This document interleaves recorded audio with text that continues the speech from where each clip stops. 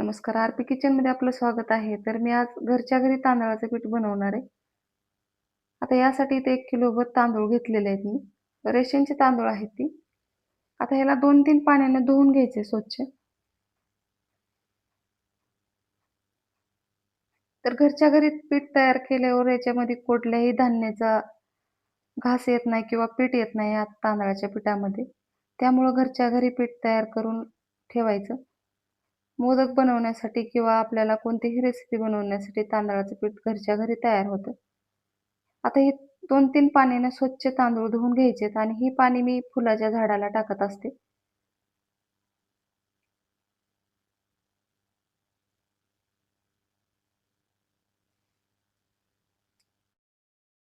तुम्हाला माझा व्हिडिओ थोडा जरी आवडला असेल तर प्लीज व्हिडिओला लाईक करा, चॅनलला सबस्क्राईब करा. सबस्क्राईब केल्यानंतर बेल आयकॉन प्रेस करायला विसरू नका. ऑलवर क्लिक करा म्हणजे माझ्या प्रत्येक व्हिडिओचे नोटिफिकेशन सगळ्यात आधी तुम्हाला येईल.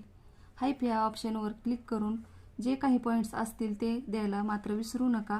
तुमचे एक लाईक, एक सबस्क्राईब आणि या हाईपचे पॉईंट माझ्यासाठी खूप महत्त्वाचे आहेत. आणि छानशी कमेंट करा. चला रेसिपीकडे वळूया.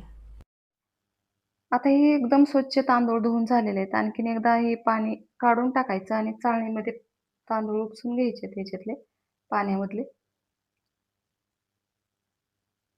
आता या तांदळाला भिजत घालायचं नाही. फक्त धुवून घ्यायचे 2-3 पाण्याने आणि एका चाळणीमध्ये काढून ठेवायचे.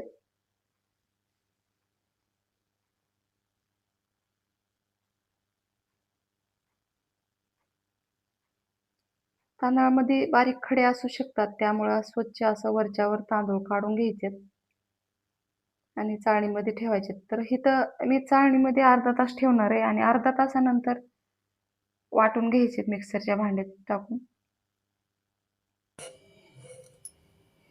आणखीन थोडेसे ओलसर आहेत, तर या पद्धतीनं लगेच कोरडे पण होतात तांदूळ. अशा पद्धतीने पांगवून ठेवायचं आणि जास्त पण वाळल्यास पीठ तयार होत नाही, त्यामुळे मी असंच चाळणीत ठेवलेलं आहे. आता एकदम कोरडे कोरडे असे तांदूळ झालेले आहेत. आता मिक्सरच्या भांड्यामध्ये थोडं थोडं करत असं पीठ बनवून घ्यायचं, एकदम बारीक असं पीठ बनवायचं. तर हे पीठ तुम्ही भज्याला पण वापरू शकता. ढोकळ्यासाठी पण एकदम छान असं पीठ आहे. तर मी अशा पद्धतीनं घरच्या घरी पीठ तयार करून घेतलेलं आहे. आता एकदम बारीक असं पीठ तयार झालेलं आहे. याच पद्धतीनं सर्व तांदळाचं पीठ मी बनवून घेणार आहे.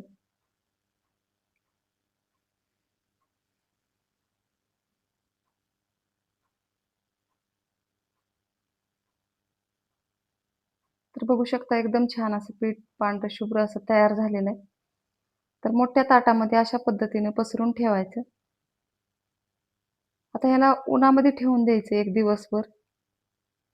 आता मी वर उन्हात नेऊन ठेवलेलं आहे बघू शकता.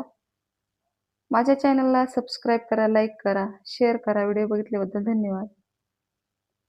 आता हे डब्यामध्ये भरून ठेवायचं वाळल्यानंतर.